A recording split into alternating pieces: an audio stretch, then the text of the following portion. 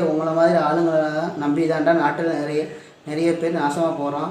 அந்த தோசை இந்த தோசைன்னு நீங்கள் சொல்கிறது ஊருக்குள்ளே நிறைய பேருக்கு 40 வயதையும் கல்யாணம் ஆகாமல் விட்டுது.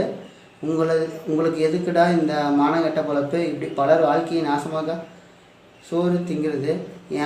ஏமாத்தவங்க கிடைச்சா போதும், நல்லா ஏமாற்றி திம்பிங்களே.